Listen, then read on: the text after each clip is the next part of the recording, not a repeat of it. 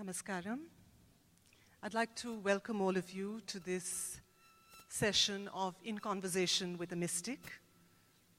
It seems appropriate to have it here in this newly consecrated sadhana hall, the Adi Yogi Alayam. And just yesterday we saw the completion of a week-long cultural and spiritual program that many of you were a part of, a high-voltage program.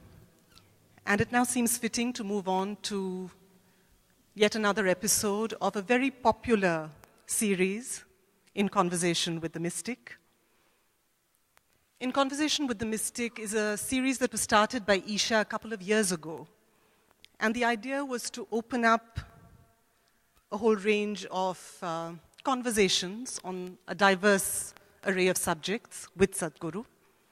And the conversations were conducted by people from different walks of life, people who'd attained some measure of prominence in their respective fields.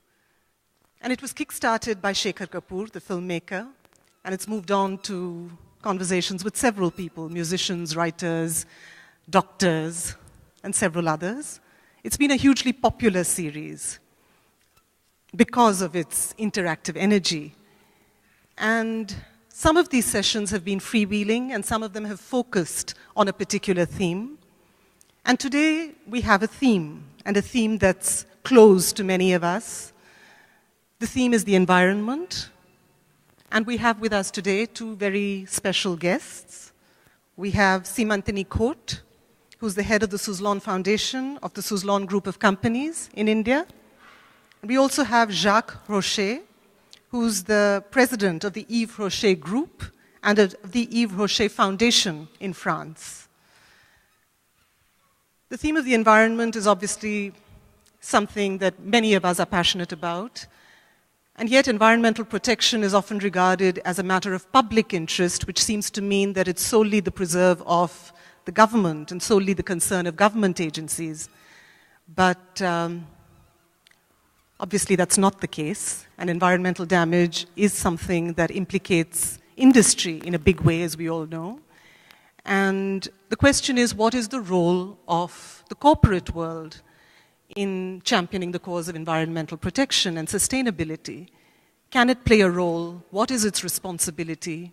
Is it equipped to play a role, an effective role? Is it empowered to play such a role? These are some of the questions that we're going to be looking at today. And before I invite our guests on stage, I'd like to very briefly introduce them. Simantini Khote currently heads the Suzlon Foundation, which is the CSR arm of the Suzlon Group of Companies, the world's largest wind manufacturer. She's had over 2 decades of experience in the development sector, and she's been a champion of inclusive growth and participatory development. Her focus has been engagement with marginalized communities, in particular, in authoring and implementing development programs. So there's been a long-standing commitment to issues of equity and justice. And we also have with us today Jacques Rocher, who's the current president of the Rocher Foundation, a corporate foundation of the Yves Rocher Group, which is the world leader and manufacturer of botanical cosmetics, which was founded by his father 50 years ago. Jacques Rocher has inspired this particular group to take a major stand on the issue of environmental responsibility, and he's created the Department of Sustainable Development. He's led the first group of French corporates to attend the Second Earth Summit in Rio, during which the first principles of corporate sustainability were discussed. He's also launched an international award recognizing the role of women and their contribution to the environment. And he's taken on the commitment of planting 50 million trees by the year 2015. I'd like to welcome on stage our two guests. And of course, before that, I'd like to invite on stage the person who doesn't need an introduction to this audience at all, Sadhguru.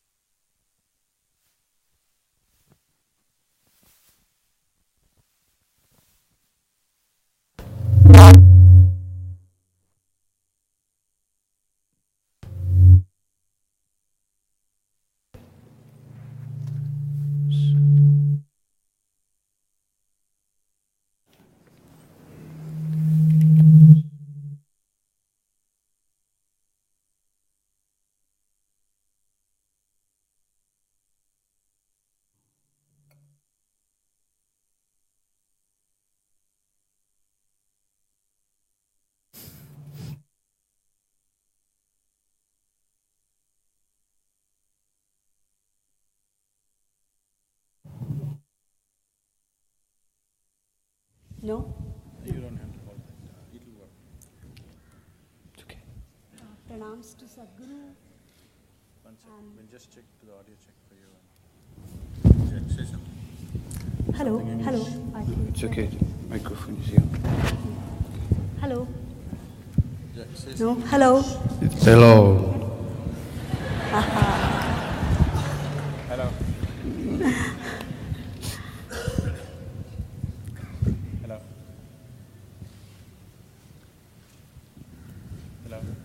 Hello. Hello. Nothing at all.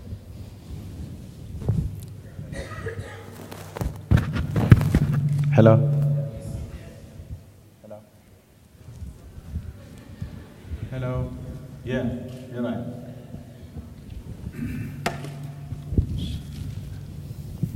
Namaskaram.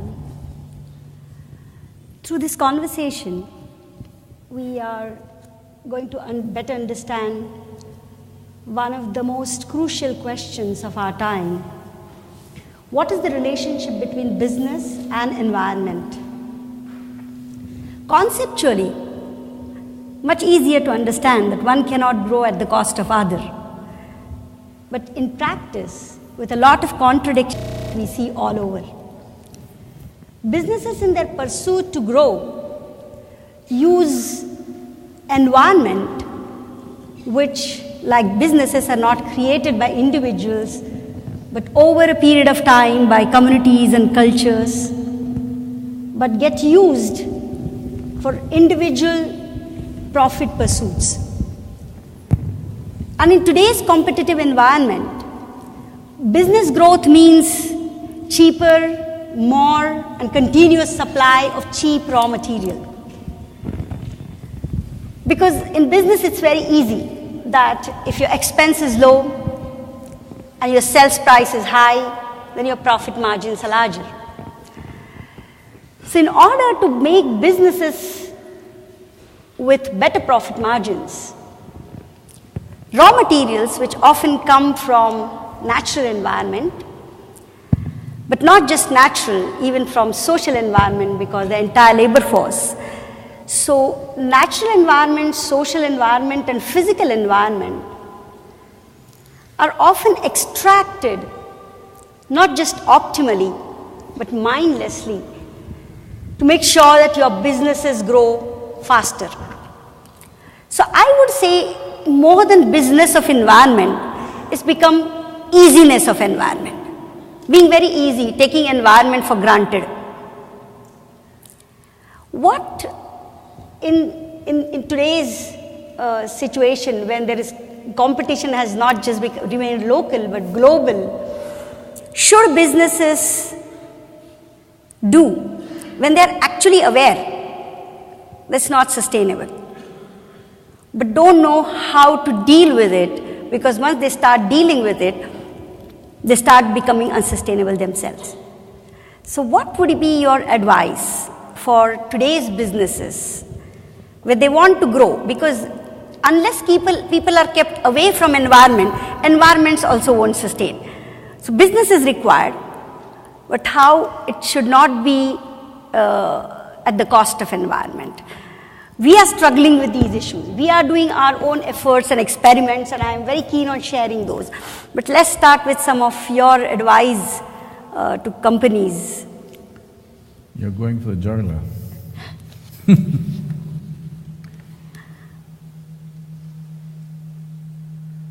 Now, to simplify that very complex question is how to eat the cake and have it too.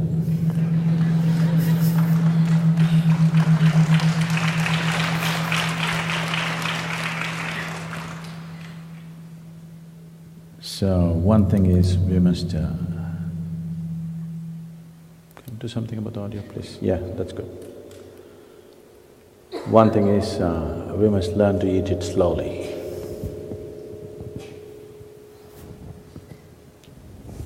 Another is… oh, please. Hello.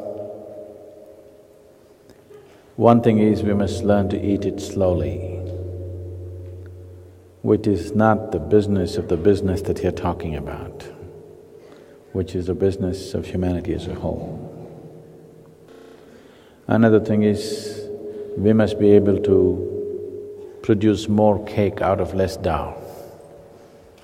Another thing is, we need to reduce the number of mouths which want to eat the cake.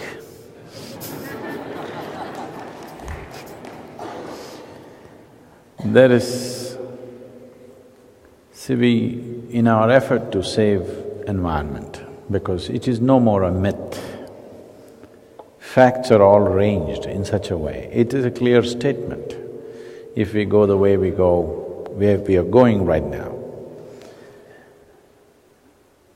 it's a disastrous path, but we call it business as usual. If we go business as usual, the planet is in for a very serious turn down in the way it functions. So, people will say, recycling will help, use alternative power, it'll help. Yes, it'll all help, but in a very minor way. All the alternate systems of power put together, right now they're not even producing 2% of the power requirement in the world. That's a fact. So it's more entertainment. Having windmills, having solar systems, having this is more entertainment value than real value. I'm not trying to beat it down, it is very, very needed. Even 1% is very big, I'm not trying to belittle that effort. But I'm saying, we are not yet looking for solutions, we are only looking for slowing down the disaster. We want to gift the disaster to our children, we don't want it to happen in our time. Isn't it? That's what it means. We don't want the disaster to happen in our lifetime, we want our children to face it. That's all we can do with these kind of interventions. I'm not saying we should stop them. Please don't understand, okay, so it's not needed. No, it is very needed, very, very needed, and it's very crucial that it must be done.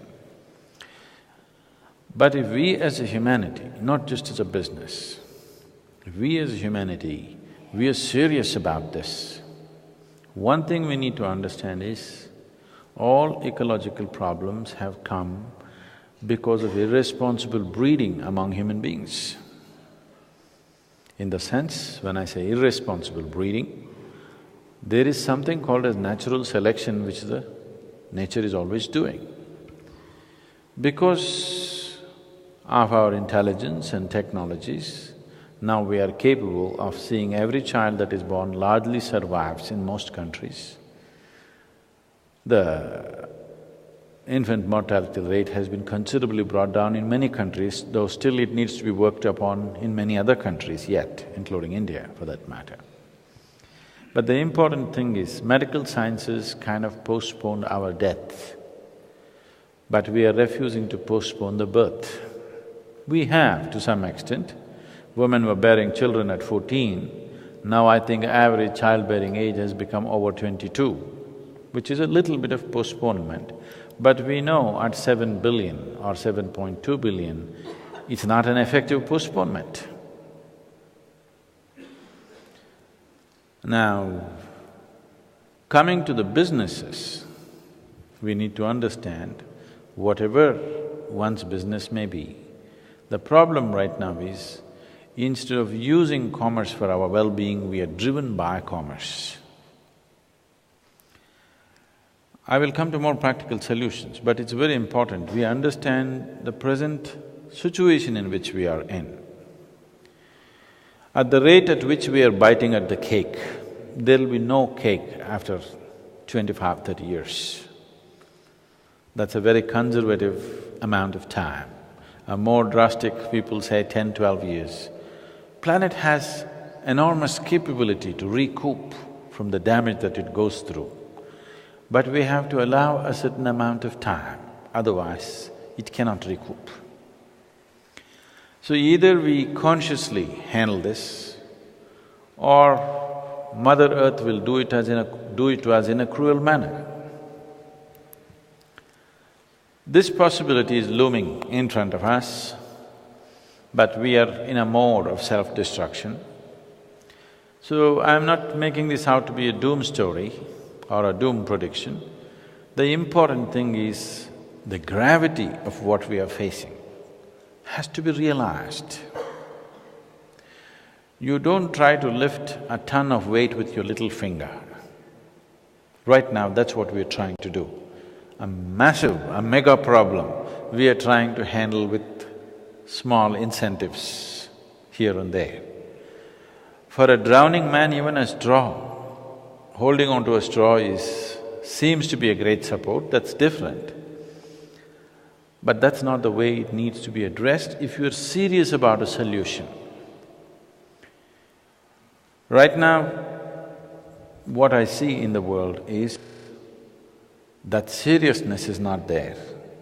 We are still trying to satisfy somebody. We want to look eco-friendly in front of somebody else. We are not looking at ecology, that it is in a drastic phase right now, that if we do not do the corrective action right now, we will pass on a legacy which we will be ashamed of and for which we will be accused and hated for by our children, by the next generation of people. Is it all in the hands of business? No. It is not in the hands of business alone, but business can play a significant role. Like you have made a business out of ecological solutions, that's wonderful because making a business out of it is very important. Jack is doing something as a contribution. For you, that's a business itself. I think it's important that it becomes a business because then only it is sustainable. We're talking about sustaining the ecology, but first of all, the business has to sustain itself. If any human activity has to sustain itself, the two parties involved in it both should benefit. Only then you can sustain the activity. If only one party benefits, it is not going to be forever, it will fall apart. Whether it's the business of mega interactions between corporations or nations, or within communities, or even between two human beings. If your marriage has to work, it should be beneficial to both the people. If it's only one person being benefited, it's not going to be there for long, isn't it? So in that sense, it is best that every ecological solution becomes a kind of a business, because only then it can be sustained over a period of time. What can the businesses do? Other businesses which are not involved in whose business is not ecology, but they have some other business. Now, the engine is roaring somewhere. They know that it is causing damage to ecology, but you can't stop the engine. All of us need the engine to roar. We all want the engines in the world to be roaring. Even if it stops for a moment, we will all complain. So we are in this mode where the humanity as a whole has still not faced the reality the way it is. Probably this is the unfortunate way of the humanity, the disaster has to strike, then only they will know. So the larger humanity, this could be true, but the more aware humanity which is in the positions of responsibility and power, this part of the humanity has to act now. But right now, we are doing ecological awareness all over the world and asking common humanity to act. But a humanity which can make a difference, that small segment which holds the power of the world, that is not yet acting. For whatever political reasons, military reasons, economic reasons, all kinds of reasons. And one reason, I feel, is the democratic setups that we have. Lot of leaders are refusing to have long-term vision, their vision is only for 4 years or 5 years. In India, it is only 4 or 5 years, in United States, it's 8 years, 4 plus 4. Beyond that, people are not thinking, they want to produce maximum results in that, they are not thinking very long. So it is the democratic setup of the world.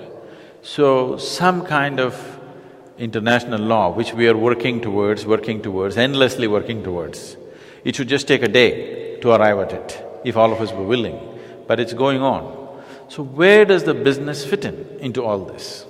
Can we go a little… Before we get into these larger issues, I would like to take it back to the way businesses are conducted.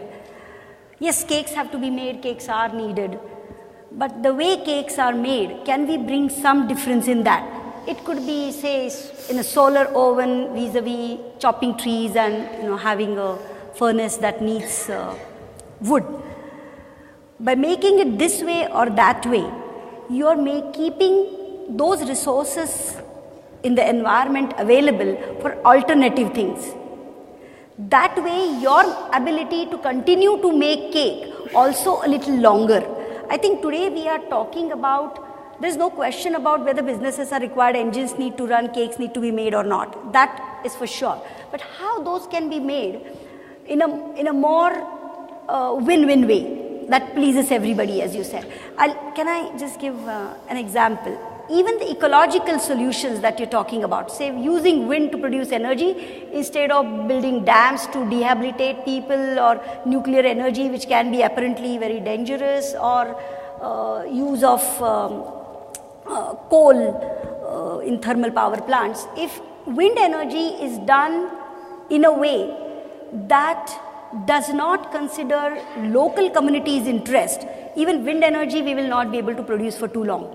We had a last conversation too. I was just about to make a proposal to you for that. Yeah, in fact 3 years ago you advised me… I want to make the proposal very public so that you can't go back on it. No, 3 years ago you did advise, and we had a conversation and we talked about the use of land around turbines. And in last 3 years, I'm very happy to tell you that about 4,800 hectares of area around turbines, we started using in a way that the local communities will also find their livelihoods in it. We said that even if we just harvest rainwater in the areas around turbines, the groundwater levels improve, soil moisture improves, fodder cultivation is possible, local cattle get more healthier and give more milk, and local people then don't hate wind energy companies to acquire land.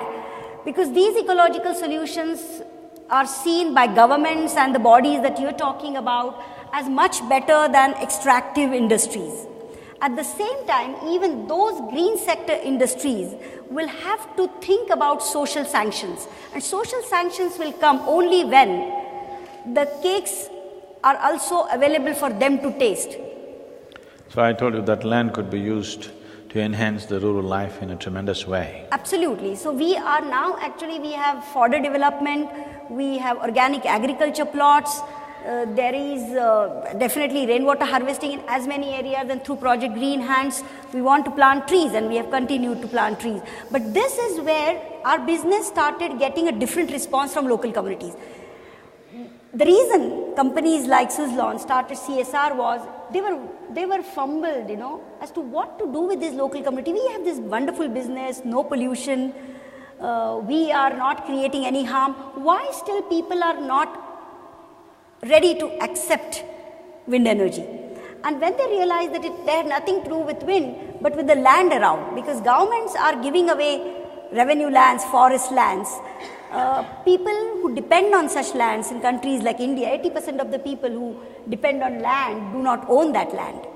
But their survival depends on using that land.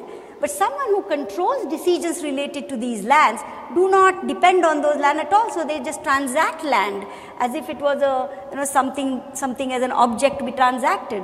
So we started looking at land that is for local communities, their subsistence, their survival, their pride, and no government and companies can be seen transacting them in between themselves. And when we then included local communities' interest in what would make them accept wind energy better. And then they said, if wind energy comes, then comes more rainwater harvesting, more fodder, and more land for experimentation. Then they see wind energy as their friend. So it's very important, as you said, that people need to eat the cake and eat it slowly and also make it available for others. So I think it's about not doing different businesses, but doing the same business differently, by taking into account all these other interests and limitations to be converted into opportunities. So definitely this needs to be done, there's no question about it, but still, this is still a band-aid treatment to a cancerous, malignant situation. Still a band-aid treatment for a serious malignant situation. I'm not saying today if you need a band-aid, it should not be fixed. It should be fixed, no question about that.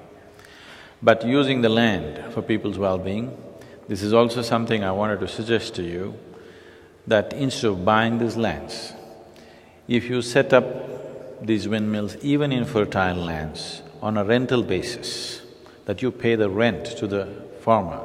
Right now somebody has put up a hoarding or a cell phone tower, they pay 10,000 rupees rent, and the farmer is very happy, he doesn't mind quarter acre of land is wasted, but he's getting 10,000 rupees a month rent, and his livelihood's taken care of, now his farming is better done. So we should also think of setting up windmills in even fertile lands, agricultural plots, offering them a rent for the land rather than buying it up. Because a farmer may sell his land today because of some dire requirement for economic help, for monetary reasons. But once he sells his land, he's not selling land, he's selling his soul. After that, he doesn't know how to live, and his life, even if you give him market price, I'm saying, even if you offer him a market price, his life just goes down after that. Unless the next generation gets educated and becomes urban population. In the village, for him to live without the land is a disastrous way to exist for a human being. So that he continues to cultivate, and in fact cultivate better than before. Yes. And sees a win-win, in allowing someone to even evacuate wind. We are of course into that now we want to lease rather than buy. But government is also giving patches of land to wind energy kind of companies, solar energy companies to use. Those are more barren lands, and even on those, some people who are at the bottom of pyramid, they are cultivating and surviving. For this kind of transition to happen, it's not just companies, governments and local people, but even commercial world. For example, this whole business of guarantee, hypothecation, the banks have to learn to accept these new models of development, and for that the point that you had come to, that the larger… There are two aspects to this, Simantini. One thing is, if we look at the larger ecological situation, it's one way. If you're just talking about developing alternate energy sources like wind, solar, whatever, it's another way. But I'm saying, how much ever wind you blow, there's only that much wind which blows upon the planet. There is more sun, but we're still not able to use it in any big way. In spite of doing this, right now our energy requirements the way they are, we are going to fulfill a very small percentage. Definitely all these things need to be done, there's no question. But you asked a very large question in the beginning, and now you're trying to focus it on wind only. If it is wind only or solar only, alternative systems of energy only, that is a different question. No, but I if would it's say a even serious his ecological question… No, even the business in which Jack is… No, he just changes the environment of the society by making the woman look much better than… He just changes the environment that way. He could have done similar products out of some chemicals only or more synthetic products, but they choose to make pure natural resources and packaging them, which will compete with some other cheaper products.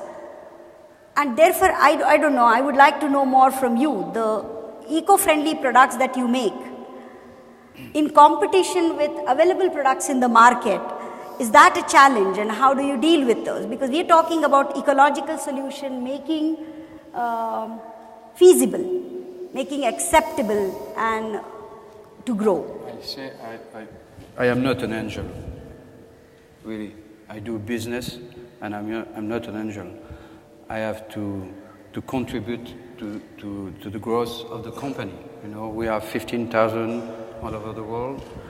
And my company comes from a little village in France, in the west of France. We are Celtic. And, it's complicated because it's like a balance, I know that I take a lot of things, not only natural things. natural raw material from the earth, you know. I take chemical material from the earth. I know that I have a depth about the nature. I'm clear with it. I'm not eco-friendly guy. I do business, and also I want to do something positive for the environment. First thing, I think it's a question of to meet people, to have a connection with people. I'm working for a cosmetic company. I'm working for women. I have 50 million customers. I remember when I was in Kenya, in the National United Nations, you know, the program for environment, I met Mrs. Wangari Maathai. Okay. Mrs. Wangari Maathai receives the Peace Nobel Prize in 2004. Why? She receives the Peace Nobel Prize because she planted 37 million trees in Kenya. Why? For the emancipation of the woman. That was the first step. To say, plant the trees, you can have, it's like a power, you know, for your children, to eat and to make cooking, you know. And when I met her, you know, when you meet some people, you know, sometimes that changes your life. You understand what I mean? That changed your life. And I remember I was with her, and she said to me, you know, I am like an elephant, because she was in jail. It was a fight for her. Yeah. We are not talking about environment, just, you know, environment in Kenya, it was a fight. And she was in the jail, and she said to the man, you can beat me, I have a elephant skin. Okay? And when you meet a woman like that, you want to do more. And I remember I signed with her and with the Secretary of the United Nations to plant 1 million trees. And she said to me, you do better. And say, why? Because you have a power. You have a power, you have a company, you have 50 million women that can urge you, and you can do more and more. Mm-hmm. That's why now I want to plant 50 million trees. 15 with you and your green hands, and I am working with 20 countries. And but I say, you know, 50 million trees, it's huge, but it's nothing. Mm-hmm. It's just 3 days of the deforestation of our planet. 3 days. And it takes 5 years for me to plant 50 million trees. That's why I think we have to be humble, really humble. We have to know that this is a fight because we destroyed the planet.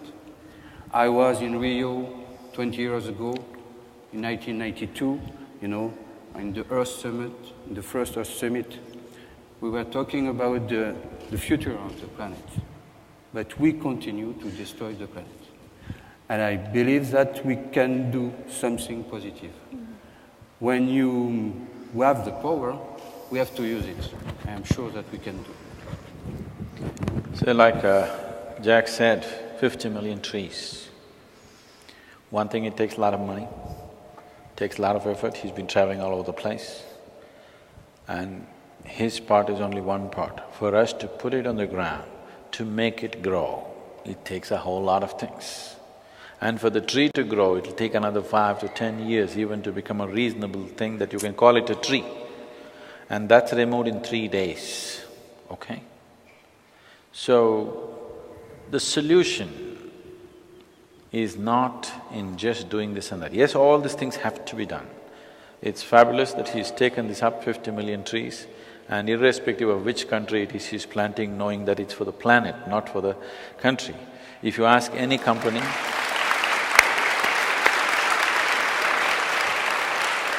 but my experience with various other companies has not been the same. If I tell them, please support this, we want to plant 114 million trees, will you plant it in my state? Will you plant it in my village? Will you plant it in my factory? Not understanding that the ecological work is not about my part of the world and your part of the world. Wherever it is planted, everybody will benefit from this. And tree planting is most useful only if it happens below 30 degrees latitude. It has maximum benefit if it happens from the equator to 30 degrees latitude. That means India, segments of Africa, segments of Asia and South and America are the places to plant. That is where you find maximum benefit. Now the question is just this. We have approached just about everybody. People who are running airlines in this country, automobile industries, we worked out enormous plans for them, just saying, say suppose you drive a car, let's say you drive a Maruti car. Average, if you're driving in a year about 10,000 kilometers, this is how much carbon monoxide you release. This is how many trees if we plant. When the car is produced, if you plant this many trees, this car is taken care of. Whatever pollution that car will do in the next 10 years, that's taken care of by what we plant. And that cost can be divided between the manufacturer, the dealer and the customer. You can load it on all of them and it's not much. It is all a question of 100 rupees, hundreds of rupees, not thousands of rupees. And I'm sure the customer will be willing to pay, knowing fully well when he drives, he's compensating for what he's using up. So either we do that now consciously or a time will come, we will have to put a meter on your nose. How many breaths per minute are you taking, we'll have to charge you. And those who cannot pay… We'll take off the machine. Of course. Yeah, but the dilemma is whether to give it as a choice. Today, desirable is that There you, is… but we no, have passed the time of choice. Yeah. But it has to be a law. But the regulatory controls aren't working either. There are many things that you have to do this. When there is reporting to be done on sustainability, that have you offset so many emissions, there are many people in the really business of environment. They are assurance companies, they give you standards, they give you certificates that yes, you have done it. Because there is a whole industry that is surviving on giving certificates that you are eco-friendly. They are the ones who will come and say, yes, his meter was only reading this much and his offsetting is that much. So, making it choice also is not working, making it mandatory is not working. No, making it mandatory will have to work, it's half-hearted. But then whose job is it? See, right now, if you make any law, the first lobby which opposes it is definitely the business, because they're thinking of this quarter's balance sheet. This has to change. If you change this, many of them may sink. Many of them will just sink and disappear. Many businesses will disappear if you bring in strict environmental laws. We know by our experience here in Tirupur, which is the Hosari center, many dying units have just died because they insisted on just recycling the water or at least purifying it to some extent before they release it, treating it before they release it. Otherwise, if you dug a well anywhere around Tirupur, you were getting multicolored water, depending upon that day what color t-shirts they're making this kind of stuff. So now they put this law. Because of this law, hundreds of businesses just sank. The reason for these businesses to sink is not the way for us to understand that environmental laws are against business. The reason for these businesses to sink is, these businesses are running on ramshackle infrastructure. They are trying to make a business out of nothing. Yes, that is enterprise, I understand. But even enterprise has to stand on 4 legs. Those enterprises which are tottering on a single leg, they will all fall. And that has to happen, we can't help it. That has to happen. Survival of the fittest will everywhere go, everywhere it's a law, isn't it? So, making it a law on many levels is most important, and enforcing the law is not going to be easy. But it's easier to enforce it on the businesses than on the common people. If you make a law to enforce it to the whole population, that's going to be an enormous task and we won't be successful in that. But to enforce a law upon the business is easy because they're always in the scrutiny, they're always in the scanner, so it's easy to scrutinize them and make sure they pay for it. If they don't follow the law, don't put them in the prison, just make them pay for it financially. So those who are not willing to put up the treatment plant, they're willing to pay the fine, let them pay the fine at least. Yeah, but even when you will have stringent laws and monitor those, their performance, the support services in countries like ours are not sufficient. For example, that is the whole waste thing. disposal. That is the whole thing. Right now, if you have failed to run a hosiery unit successfully, you can go into waste management. You have an opportunity for enterprise.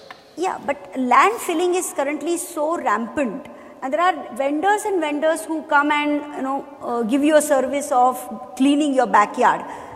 So a company looks good by saying that, okay, are you giving it to a lawful vendor a contract of waste disposal? Yes. Now thereafter, the vendor being often a small enterprise or even an unregistered enterprise does not come under the control of the law that you're talking about. Creating another set of law for them would mean penalizing people. No, let's get this straight. There is no business. Actually, there should be no business in this country which is not under the law. There is no citizen in this country who is not under the law, isn't it? So similarly, why is a business running not being under the law? So that shows that you're not administering the place. Yeah, that's why I said whose business it is to make sure that every business is registered, because if so far we were talking only about the cakes and eco-friendly materials or wind energy, but there are people are not only making cake, they are making hazardous poisons to be sold and drunk in the market. And they are governed by the same laws as people who are having more safer products. So, when you register a business or a product, those conditions that have to be seen, it's a humongous task. And businesses cannot take responsibility for that. It is not. It is the way we are approaching it. So, for example, in this country now, if you want to build a building, in Tamil Nadu, if you want to build any building, in Coimbatore city, mainly there are 14 different departments through which you have to go through. It is like having 14 lifetimes. The experience of shame, death and retribution and being born again before you go to the next department. Why? Why so many? Now you can make a simple law. These are the norms to build a building in Coimbatore city. If anybody wants to build a building, print one 5 rupee notebook which can be a printed book, which… If I want to build a building, I must read the law. I must know what's the law. Build accordingly. Only thing is you can't use it till you get a certification. When the certification thing comes, it is very simple. If it is by the law, he gets a certificate. If it's not by the law, the building goes down and you go in. I'm saying, why are we running… Why are you scrutinizing my plan, my plumbing, my sanitary? Why are you scrutinizing all this nonsense? Anyway, I can give you something and not do that anyway. You can't scrutinize that. I'm saying you just have a final scrutiny after I've done it. If it's by the law, I get to use it. If it's not by the law, shut it down, isn't it? So there is a whole section of society which is surviving on this license raj, as they say. So many people, instead of going through these 14 births that you are saying, they take the second birth and go by going… No, first we have to die, you must understand. But then they just go to USA or migrate somewhere and come back here only for inner engineering. That will be good too if they migrate. So people are finding easy escape because India cannot be changed, let's go somewhere else for our business and come you need to understand they are very eco-friendly.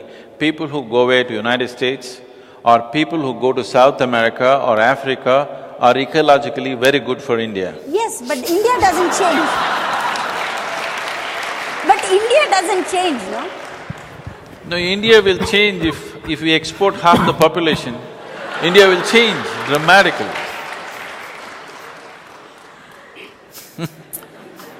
That's a whole new business, I would say. No, and people are doing it. See, That's what is called there are body many shopping. societies where the biggest problem is human resource. For India, the biggest problem is natural resource. Human resource is plenty. Not only plenty, it's young. It is young. We are the only country in the world which has over 600 million youth. It's a tremendous possibility. They should go and work across the planet. We can build a whole new world with 600 million people working hard to make it happen. In the other countries, they've had generations of affluence and the youth are not willing to work. They want a holiday. Yes. Yes. I'm saying this is a cycle of things in any society. They go through a period of affluence, those people are not interested in working, they want to become something else. But these people have not seen affluence, they want to work, wherever it is, whatever it is, they want to work because they want to make it. So if you do not discriminate between nation and nation, if you do not cut the planet into pieces and allow little more, I know you can't completely eliminate these things, little more porosity as to wherever people want to move on this planet, let them move. If somebody is looking for employment, they go to United States, somebody is looking for a spiritual process, they come to India, is it not a good exchange?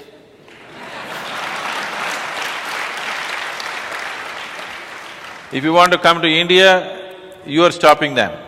If you want to go to United States, you're stopping them. What the hell is this about? So whether businesses or migration, whoever controls this or decides policy related to this, as you said, the political will, people who are minding these businesses of, countries, societies, they have to have this wisdom and this outlook. Now, when we're talking about law, we're definitely talking about the lawmakers. Yes. Yes? Yes, very much. Obviously. But the reason lawmakers are today, the way the businesses have grown is, lawmakers are in many ways subservient to the businesses, in many ways. So, the businesses can play a key role if there is a change of heart in them, but they are not thinking beyond this year's balance sheet. A few are thinking beyond. There are many like him, I'm not saying this is the only one, there are many, but not enough still. Yeah, we often… Not enough to find a solution. There is enough ecological awareness for cosmetic appeal. I'm sorry, I don't mean any For cosmetic appeal, there is enough ecological awareness. There is not enough ecological awareness and not enough movement in the world for a solution.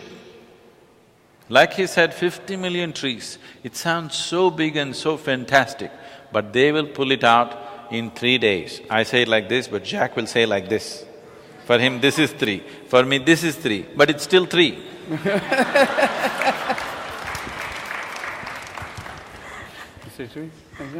For me, this is 3.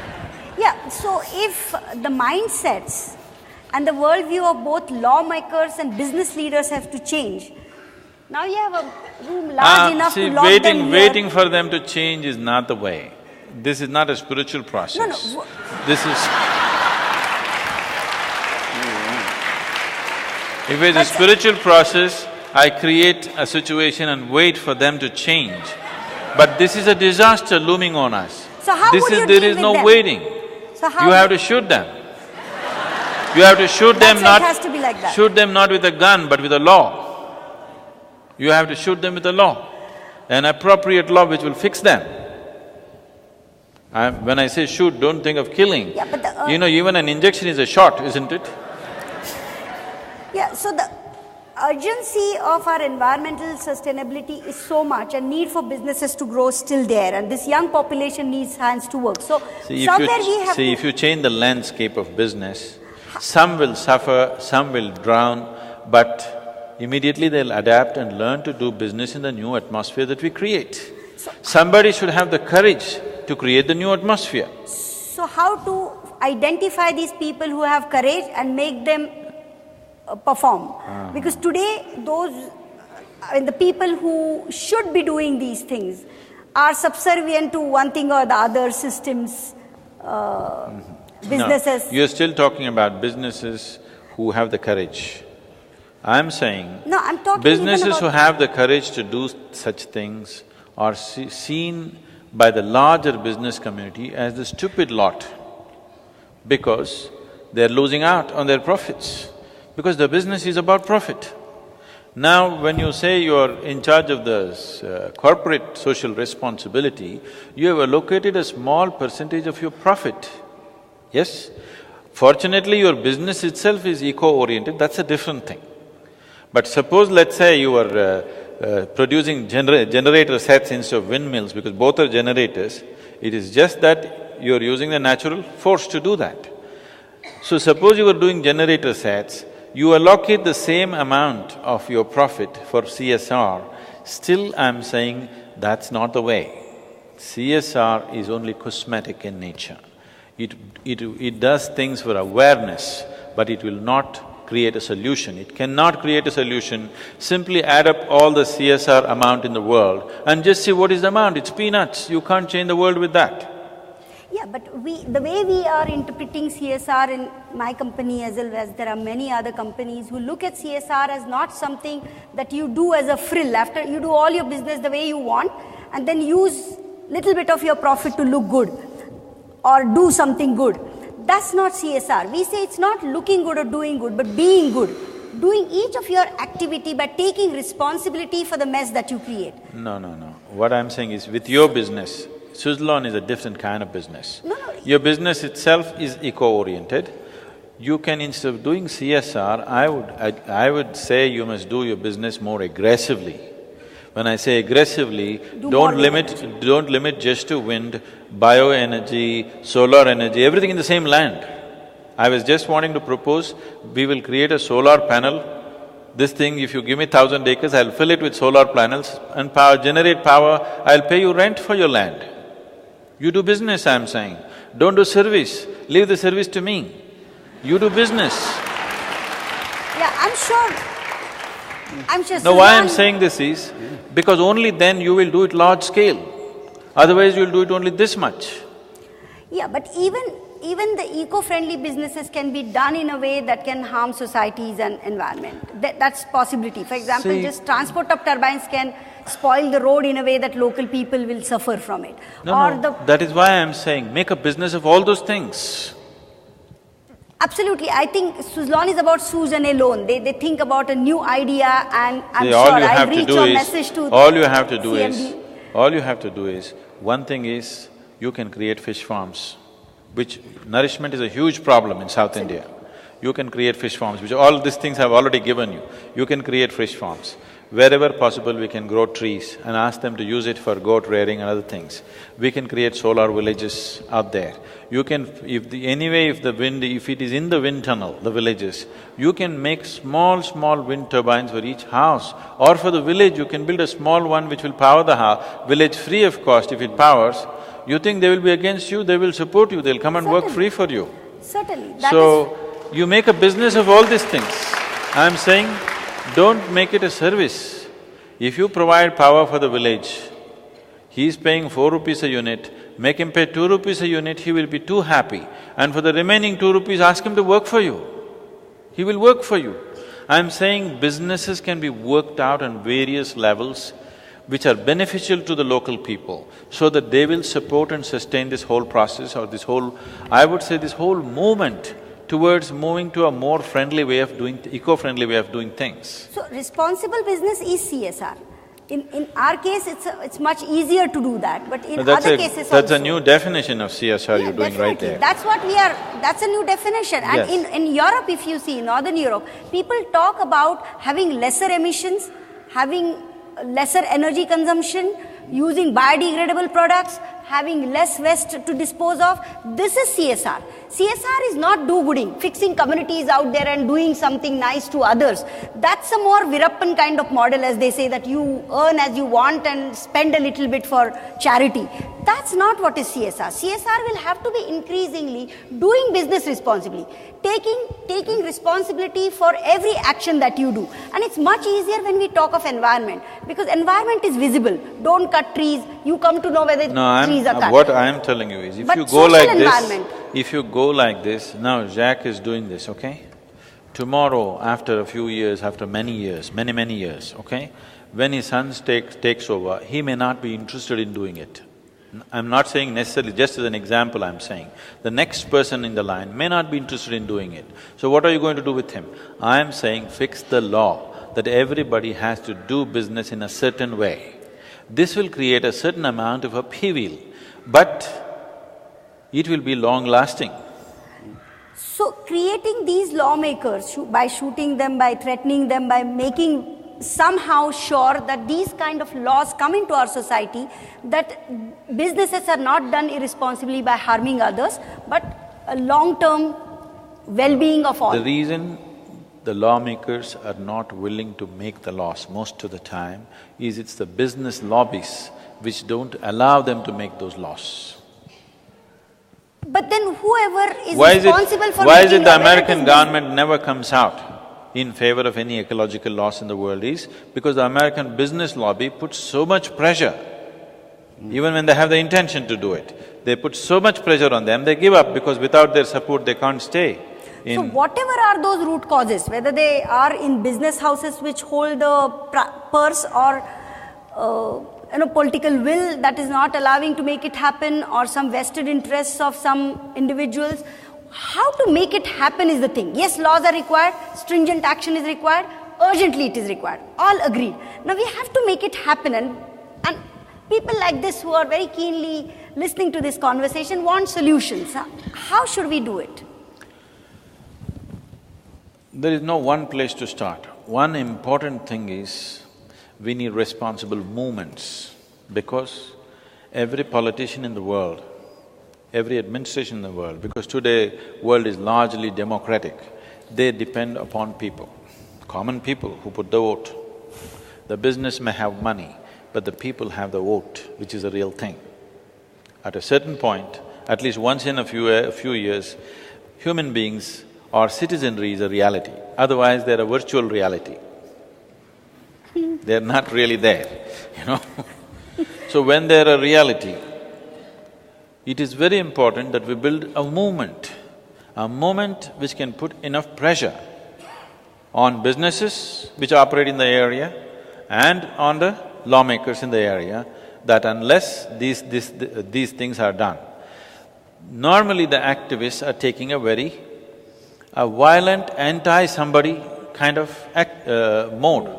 Negative. You need to understand this. When you're an ecological movement, you're not against anybody, you're for everybody. That's the reason why you want to do this.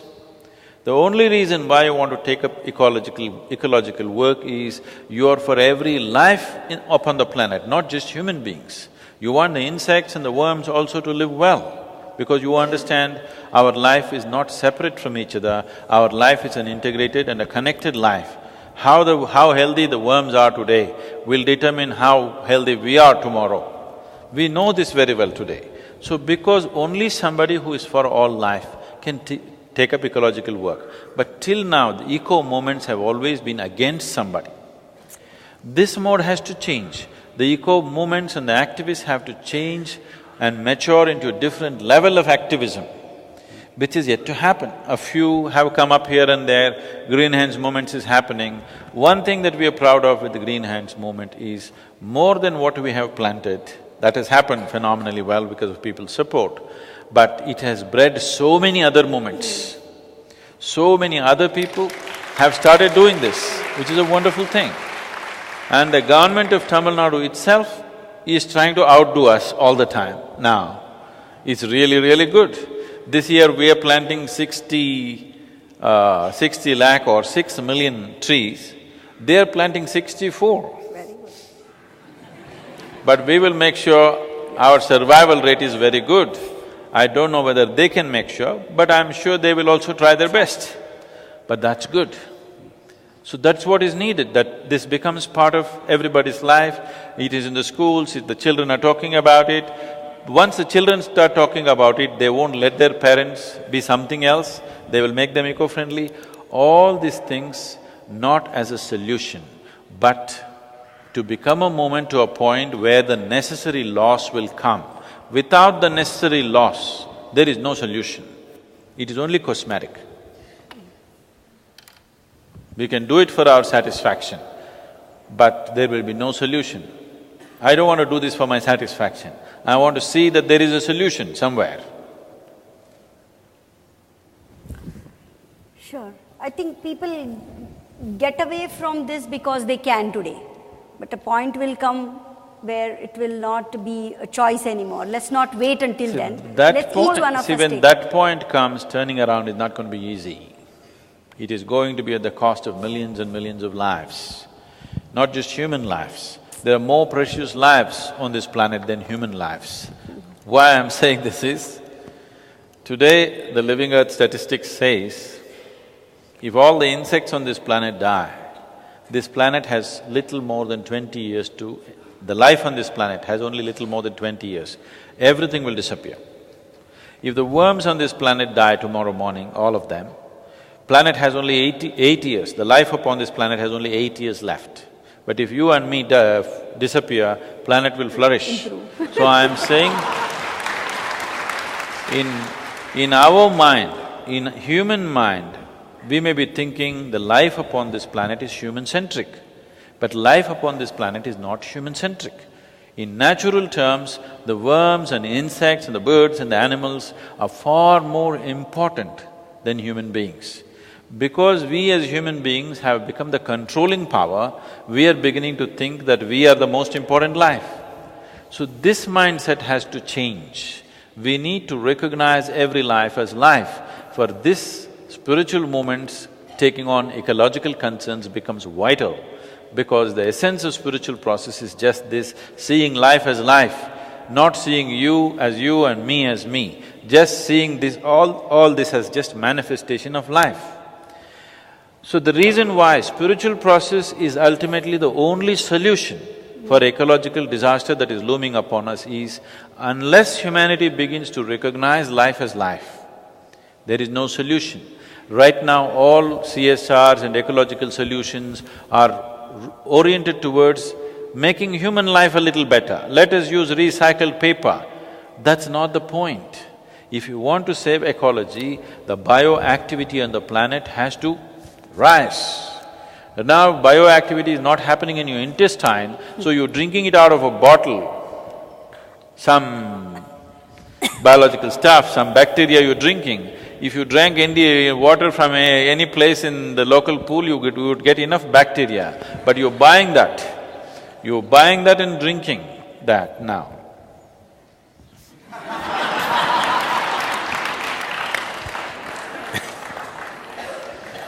So, laws are needed. Laws will not come unless strong ecological movements, responsible movements, which are oriented towards solutions, not to beat somebody down. Always movements have an enemy. I am saying there is no enemy here except ourselves. We are the enemy.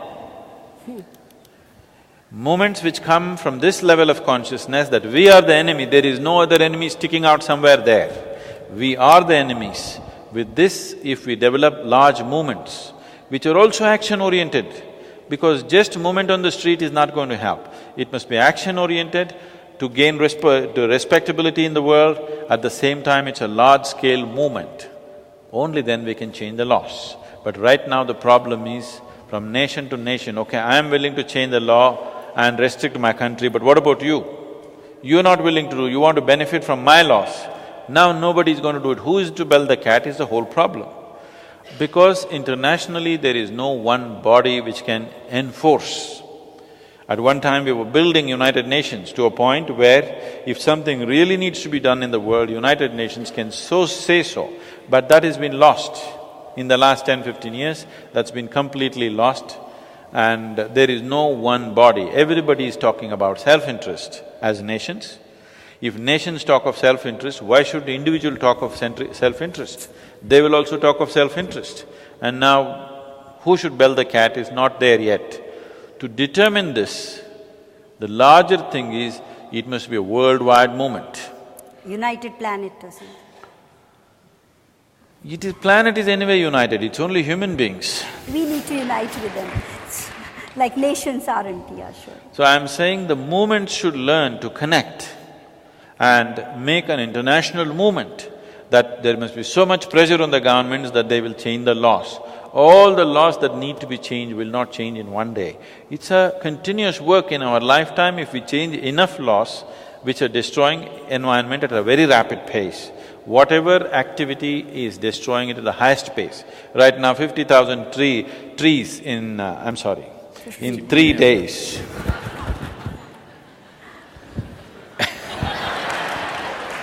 In 3 days. Yeah. This one thing we can put a law, isn't it? So that these 5 million trees that we plant don't go waste in 3 days' time. We can make a law to at least stop this. We can't stop the generator from roaring right now, it has to roar. But we can make this law. Like this, if we plan in 25 years, these are the laws we will bring. If we formulate, these are the laws we need to bring in the next 25 years, step by step, so that it doesn't hurt us too quickly. Too much of a drastic change if you do, people will not take it. Step by step if it changes, if they understand, if you give them enough time to understand why such a change has been made and bring the next one and the next one. But the problem, there are two problems for me. The population, we are 7 billion today in the earth. 2 centuries ago we were just 1 billion. And the second problem is the consummation, because Without reducing human population, there's no solution. Sorry? Without reducing human population, there's no solution. Whatever you do, they'll gobble it up. See, instead of trying to reduce human aspirations, it is better to reduce human population. It's a much simpler thing to do. So we were planning in the villages that in the villages we want to take a volunteer kind of thing, a oath, that this year in our village it'll be a no conception year. No conception. Just enjoy your honeymoon, don't make babies. But all these things will take a lot of effort. And if we don't control the population, whatever you do, it will go waste, because the estimated population in 2050 is 9.5 billion. At 9.5 billion, all of us will have to live at 40% less resource than we are right now enjoying. When I say resource, I'm not talking about gold, diamonds, oil, stuff. I'm talking about water, food and air to breathe. 40% less resource we will have to say. That's why I said we want to give a legacy of disaster for our children.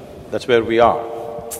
So this is not going to change simply because of small actions, and people are trying to fulfill themselves with little bit of action. I did this, I planted 10 trees, I did this, whatever. I'm saying even if I plant 10 million trees or 100 million trees, it is not something to be proud of or to be… think my life is fulfilled. No, because that is still not the solution. 100 million trees if I plant, they will pull it down in 33 days. So it doesn't make any sense in some way, but still we have to plant, we can't give it up. We have to plant, we have to work for the solution. But it is silly to believe, to create a small solution for a huge problem and think it is a solution is a silly way to exist. What we are doing, 114 million trees, is not a big solution. It is a small solution. It is like you're sending an ant to fight an elephant. It's a silly way to approach a problem, but at least an ant is going. We believe the brave ant will inspire.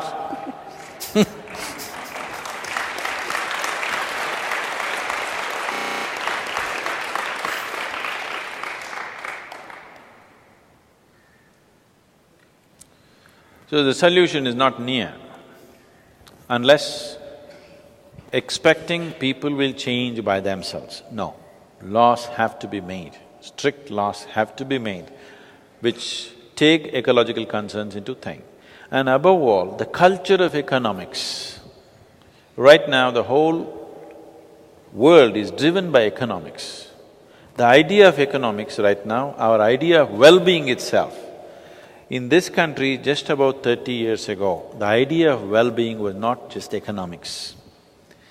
In fact, even now in Tamil Nadu, if you see, if you go to a function and see a very rich man and a poor man, they will be wearing the same type of clothes. No, not by any law. Just like that, by social norm, you will see they're all dressed the same way. Same white clothes, same shirt, same dhoti, that's the same thing.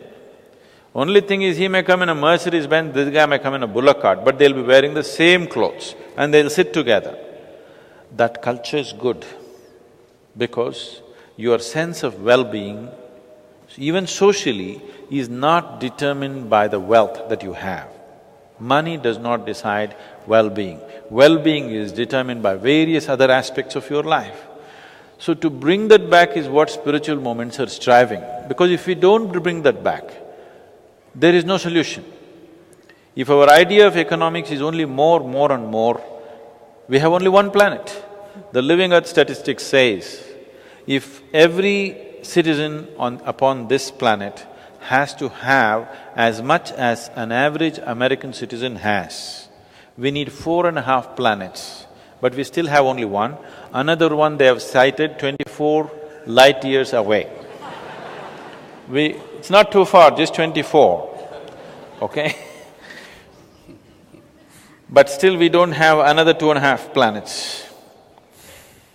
So the problem is not small, but another way, some people in a resigned way, they say, it's okay, nature will correct it. Yes, for sure it'll correct it.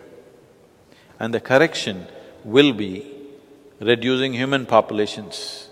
And whenever human populations are reduced, you don't see it as a solution, you see it as a disaster, isn't it? When nature reduces human population, do you see it as a solution or do you see it as a disaster? It is a disaster, isn't it? A natural disaster means Mother Earth is not even supposed to flex her muscles. She's not even allowed to stretch her hands or legs. If she does something, 100,000 people will die, because human beings are just everywhere where they're not supposed to be. She cannot even sneeze. If a volcano happens, right there they've built towns around the volcano, around a live volcano. Why the hell are they living there? I'm saying we are too many. We are wonderful, but we are too many. We need to reduce our wonderfulness. By 2050, if all the countries in the world take this up, that they will aim to reduce their populations. If we do this, that itself is a great solution. Technologies are continuing to refine themselves. The amount of power we are consuming, let's say to light up this place, is almost 1/10 of what we would have consumed 15 years ago. So technologies are improving, our consumption of power is coming down. If we aim at reducing the human population, which is very much achievable, in 40 years' time, you can bring down the human population at least by 25%, if only the necessary laws are done. The Chinese have done it. Everybody comments about it. They think making politics out of it is a great solution. But one of the biggest impediments to bring such laws, to enforce it, to make sure human populations come down, is the religions of the world. They want more numbers for their congregations. Their problem is, their whatever morning congregations are not full. People have been partying hard the previous night, so early morning they don't turn up at the congregation. So they are disturbed, they want to produce more people and they want to produce more deprived people. Because those who cannot afford to party in the night will get up early in the morning and come to the congregation. So the religions of the world has to be controlled. The laws must control them. They have no business to talk about things for which they have no solutions. Yes, They must restrain themselves to whatever their expertise is. They shouldn't be talking about other things. Isn't it? We need a law. People won't shut up. You need to shut them up means then you need a law for that also.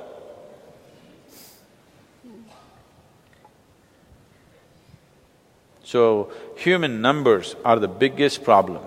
And if you look at it that way, it's a simple arithmetic problem. You have to subtract, you should multiply.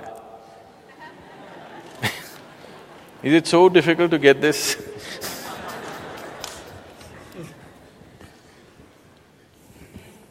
One thing is by awareness, another thing is by making the necessary laws. We have to bring down human population, otherwise there's no other way.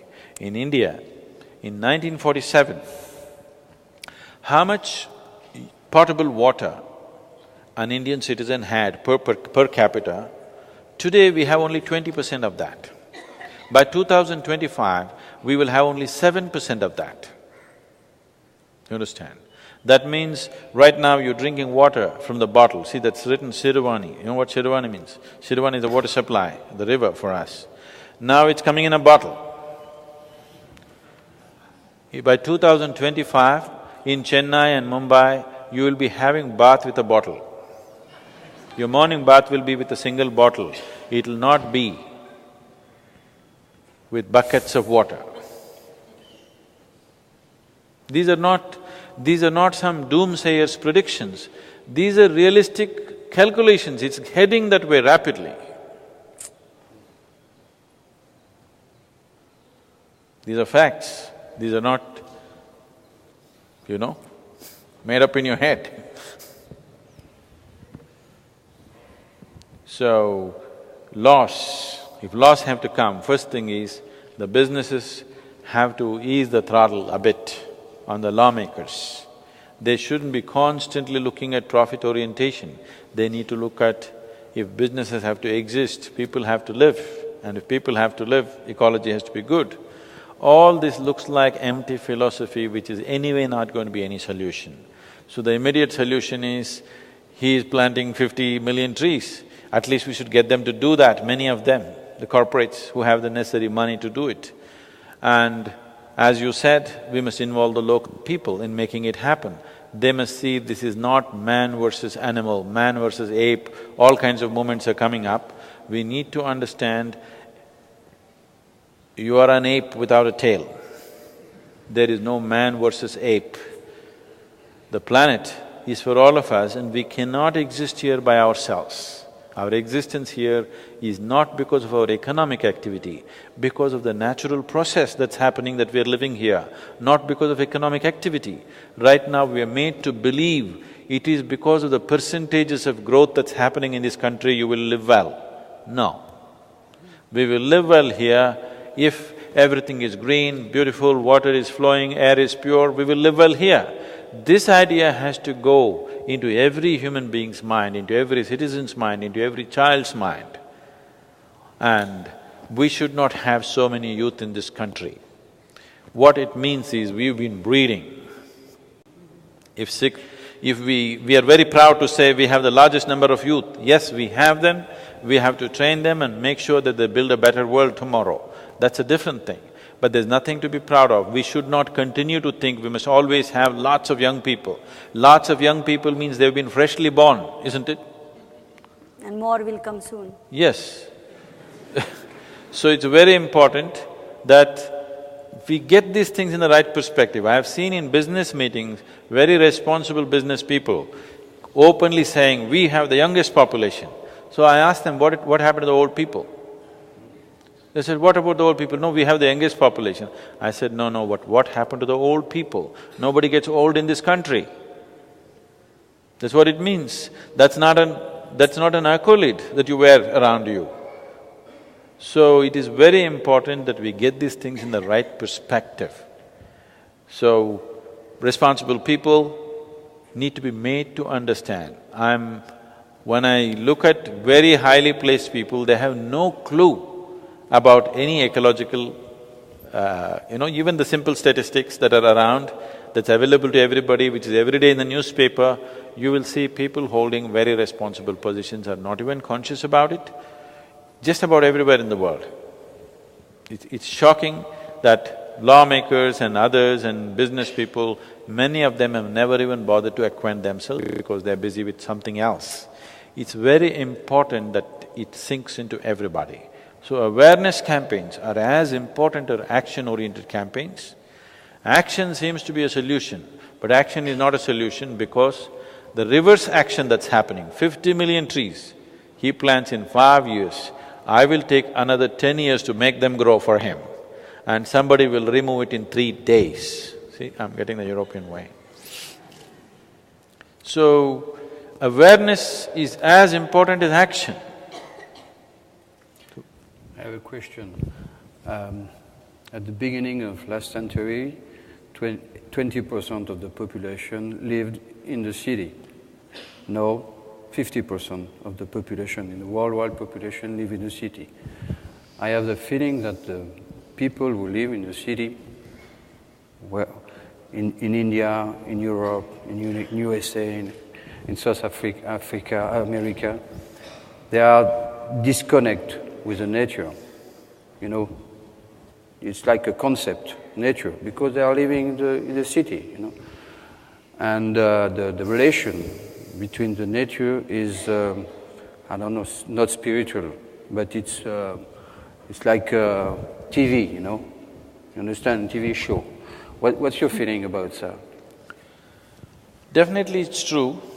At the same time, on an intellectual level, probably people living in the cities are far more aware of the ecological concerns than people living in the village. In the village, they're connected to the land in a certain way. But you talk to him about ecology, he has no clue what it is. It doesn't matter for him, chopping a tree means I'm making agriculture happen. So, it is a kind of a two-way thing. In the cities, because of the media, because of the internet, people are aware of it intellectually. Information. They may not know what is a tree, but they know we need a tree.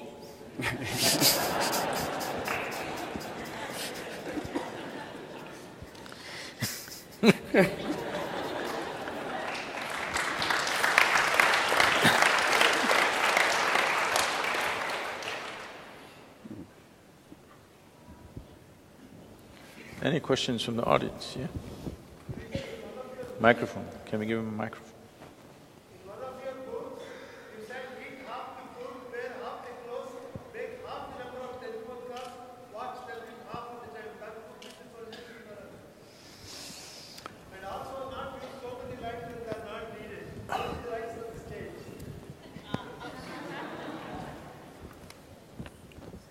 That we are trying to do as much as possible. Even in an ashram where generally people are aware of, and generally constantly it is being worked at. Even here, it is not very rare, it is not too seldom, fortunately, but it's not very rare to see at 8 o'clock in the morning still one light bulb is burning somewhere, okay? It is not happening every day. I'm too stringent on these things. I'm too cruelly stringent on this, probably. But it is not very rare. If I walk around at 8 in the morning, at least once a month I will see a couple of bulbs burning somewhere. Maybe people think it's nothing, but it still bothers me because in the ashram if it happens, you can imagine what happens in the rest of the world. So, we can bring technologies. Anyway, at 6 o'clock in the morning, naturally it goes off everywhere. We're trying to do that to certain areas. So the problem is, it's not that they don't care, it's they have so many other concerns. They're meditating in the morning between 5:30 and 8. Their eyes are closed, they don't know whether the lights are on or off. So let's give them the margin, let's have a technology which switches off all the lights at 6 o'clock in the morning. So, I'm saying technology is both a solution and a disastrous monster which eats up ecology. But at the same time, it's a solution if the right kind of people handle it. But the right kind of people, where do you get them? You don't get them anywhere, you have to produce them. If you have to produce the right kind of people, how do you do? Education is definitely the most important thing, but till then, we need laws. We need laws which will craft people to act in the right way. If there was no law as to which side of the road you must drive, you would be driving all over. Well, even now you are, that's different. That's because of the, we are very liberation-oriented in this country. I'm saying if there was no law, nobody would be able to move, isn't it? Only because laws are strict, if you go this way, immediately you can be stopped. Because of that, nobody is going on the opposite side as much as possible. If there were no laws, everybody would be going everywhere, that means nobody would go anywhere. So that is what is happening with ecology. Because it's a new concern. Our concern for ecology is recent. Because of that, we think a law is impossible. No, a law is possible. It is just that it's a recent concern. So we think it is… how can we say this? We can say it. We can say, this is how you must conduct your river, this is how must you come… Even if you have a tree in your house, this is how you must conduct it. Now, for laws can be made, but implementation, once again, there's a whole series of problems. If you create too many of these laws, there is a whole lot of people who are supposed to implement the law. Who will profit from that? In the implementation of the law, so many people want to make profit out of that, it breeds a whole lot of corruption. It is not a simple situation. It is not a simple situation. But the quickest solution will come only if we reduce our population. It seems by 2050 in Japan, their population would have come down by 30%. They are concerned about that. I said, don't worry, we will send Indians but they don't look Japanese that's the whole problem. So population is definitely the serious problem, the single most important problem. Nations must have the courage, religions of the world must have the sense to see that increasing the population for whatever their reasons are, increasing the population is going to be a disaster for all of us, for every creature on the planet, not just for humanity. Please. Pardon me for being cynical, but I think one of the impediments to progress is the answer to a question which I would like to call YFM, what is in it for me? Unless this question, what is in it for me, is answered, I as a neurosurgeon, as a doctor, I have been trying my best over the last 11 years to get the medical profession to spend a few hours of their time to give gratis, to give their medical expertise. But at the end of the day, it is not Wi-Fi which is an impediment, it is not WiMAX which is an impediment, it is YFM. What is in it for me? Could you enlighten us on that? Yes. That is the first thing I considered when we launched the Green Hands project. The first thing we considered is just this. I think like you. What is in it? Not for me, for the people who participate. What's in it for them? Because as it is, the lives of people, 70% of the population in this country is living quite an impoverished life. And on top of it, asking him to save the world is too much to ask So, when we looked at it, because still we didn't have government pitching in to do something, we started it as a people's movement. I told the farmers, 10% of your land, you must plant trees. They took it up enthusiastically. Most of the Green Hands trees are still up on the private land. But I think it's cruel to ask them to save the world when they can't even save themselves properly. So one of the simple solutions is just this: if more food comes out of the tree, if more commerce happens out of what comes out of trees, which can easily be done. There's a whole lot of research work, there's a whole lot of data, there's a whole lot of technology available that we can run the economy of a state just by growing trees in so many ways. It is just that first 10 years is going to be a challenge, so we have to go step by step. But if more food comes out of the tree than from plowed land, which can easily be done, Farmer will take to it the moment you show him it's profitable. Right now, there are some farmers who have seen that forestry is more profitable than doing agriculture in certain lands. They've taken to it and they're very, very happy. They're very happy, they're earning much more and they're saving the planet. The satisfaction of doing something worthwhile is there. So that, without addressing that aspect, in every aspect, it is already been looked at. On every level, these things have been looked at. Right now, they're doing business, what's in it for them, they know, but it's benefiting. So like this, many, many businesses can be created, various things can come out of plant life. In fact, there was a time when humanity lived upon plant life totally. 100% of our lives was like that. We have altered our lives to a different mode. A little bit of curbing that or changing that is very much needed, there's no question about that. But definitely, we can make tree growing into a very profitable business. We can do it in so many ways. We can do it just by growing fruit trees, we can do it by growing forest trees, we can do it by doing all kinds of eco-oriented tourism. Tourism is a big thing. If you have 5 acres of land and you forested it, within this forest, there are so many things you can do. You can do bee cultivation, you can do bird breeding, you can do animal breeding, everything, and you build 10 cottages. Even if it is in 10 cottages, even if people stay there for 50 days in a year, the farmer will make much more money than he would have ever imagined. Only thing is, all these things need reorientation, training, education for him to know how to conduct it. We can offer our culture and our cultural fair and also the food fair, the local food, everything, it'll become a unique thing for people to come and experience the village and the local forest. Going and living in the forest is not possible, there are dangers there. Every day there are elephants and stuff, but you can create a artificial forest and run this. That's not the only thing, I'm just saying as an idea. There are so many things we can do, but all these things can take off only if there is a law and there is financing. If there is finance and there is law, these two things happen, this movement can happen.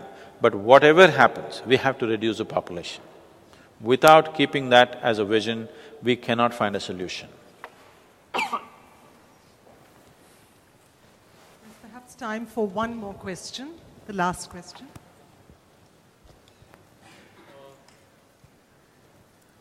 Sadhguru, for every action to happen…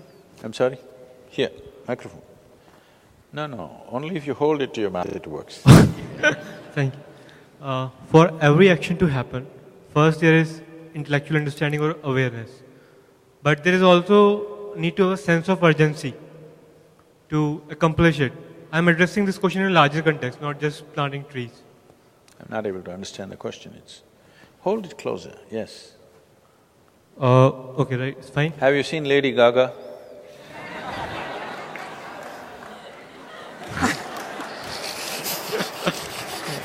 Okay, fine. So I repeat my question. It's like, for every action to happen, there's first need to have an intellectual understanding, and there is a sense of urgency. So I'm addressing this question from a larger context, not just planting trees.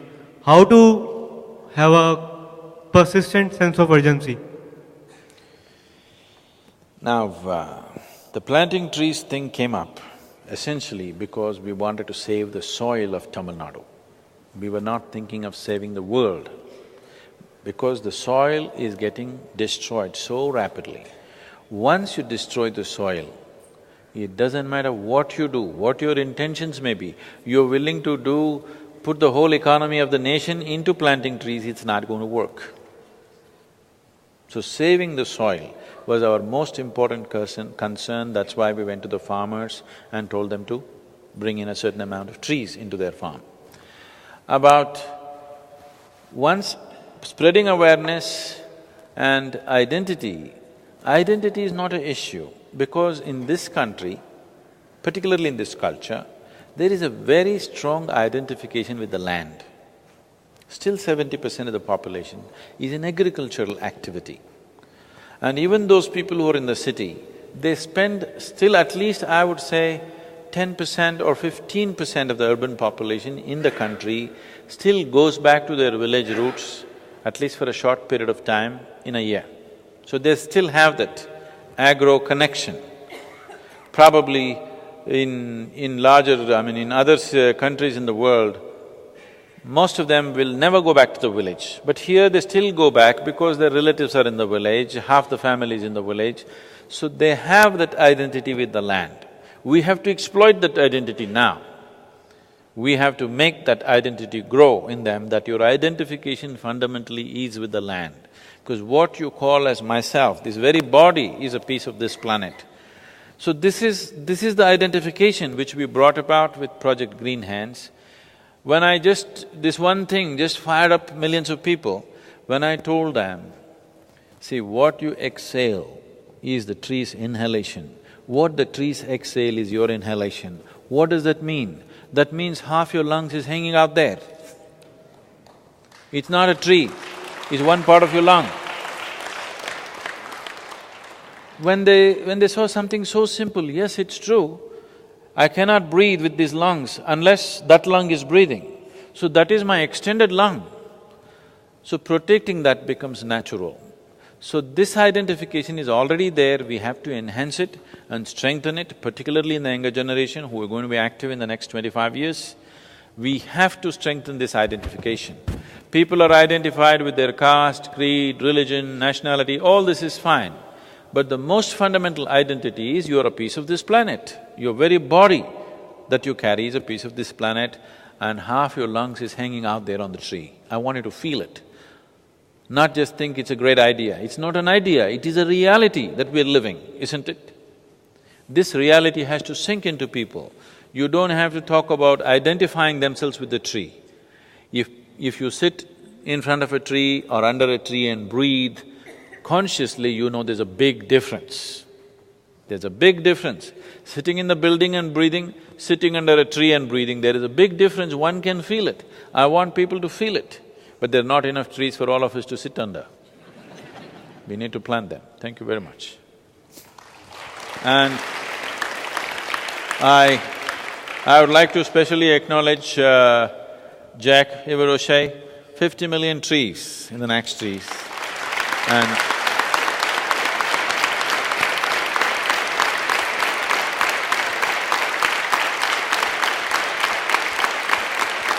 how many megawatts of power is Suzlon doing? 7,000 Okay. megawatts per year. So, her company is doing 7,000 megawatts of power from just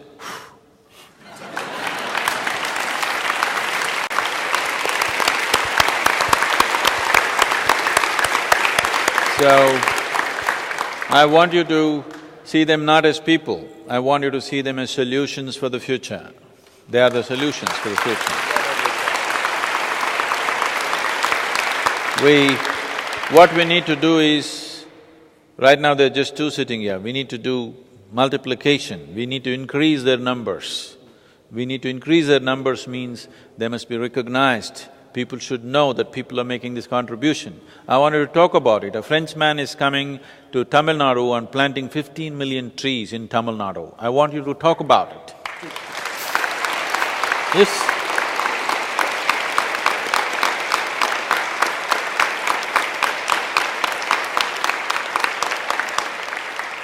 It's very important that we constantly talk about solutions, not talk about problems and feel depressed and defeated. You must talk about it. 15 million trees a Frenchman is planting in Tamil Nadu. Another company is doing 7,000 megawatts of power just with wind. And they want to do many other things. And they have plans, it's a business that will grow. But the important thing is that everybody talks about it, that everybody doesn't throw up their hands. Everybody says, yes, there's a solution, people are working for it, what can I do? What can I do will naturally come when you see people who create solutions are recognized in the world. Definitely, more people will look for solutions. That's what we need to do. Thank you very much.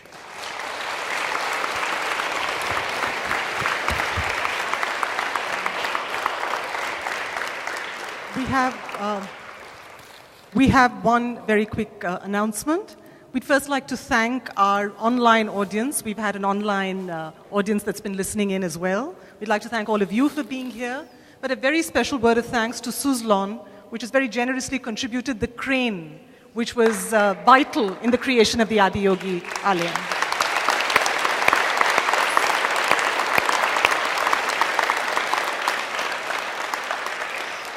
And the next Conversation with the Mystic session is on the 26th of March in Mumbai. It's a session with K.V. Kamath, chairman of ICICI and Infosys. And for more information, you can find that on www.inconversations.com. Thank you. Lights off. Yes, lights off. Please.